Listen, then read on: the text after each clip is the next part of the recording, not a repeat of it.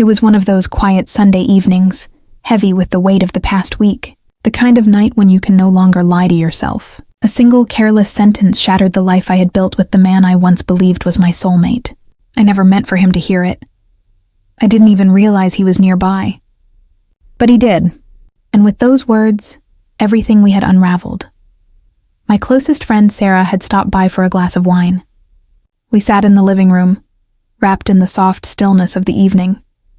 Nathan, my husband, was supposedly upstairs, busy with something in the storage room, or so I thought.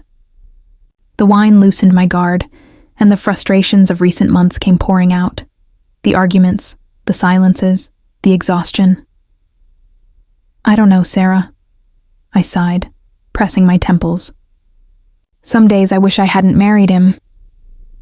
The moment those words slipped out, I felt a knot in my stomach. Sarah's sharp look told me she was startled. She whispered that I couldn't possibly mean it. And yet, part of me did, not out of hatred, but from the suffocating weight of daily life where love slowly fades into duty, and duty into regret. Still, another part of me loved him. At least I thought I did. What I didn't know was that Nathan had been standing on the staircase listening. The next morning, something felt wrong. The coffee maker sat unused. His keys were gone, as were his boots. At first I thought he'd left early for work, but the unease grew.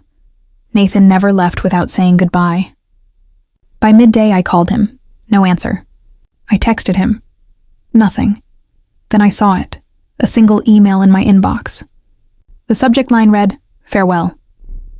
"I overheard you last night," it began. I wasn't meant to, but I did. Those words weren't said in anger, they were your truth. And that truth broke me. I gave everything to us, but all this time you carried regret. Don't look for me. The divorce papers are already filed. I'm not angry. I just won't be someone's regret. Signed, Nathan. I read the email again and again, each sentence hitting like a hammer. No rage, no plea to fix things, just a quiet final goodbye. I rushed to his office, but his desk was empty. He had resigned that morning. His phone was disconnected. His social media accounts deleted. Friends and family knew nothing, except that he needed space. It was as if he had erased himself from the world. Days later, the divorce papers arrived, his signature already there.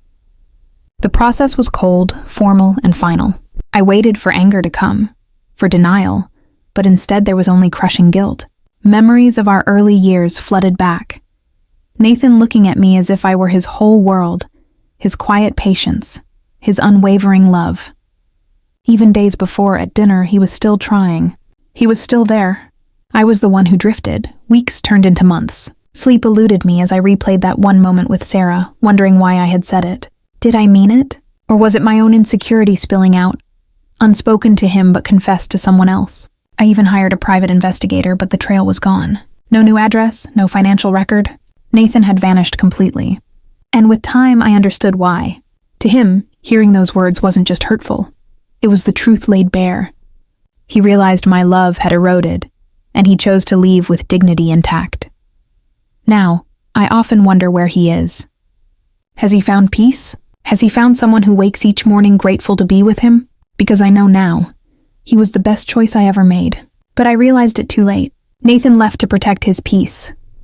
And all I am left with is the echo of the words I can never take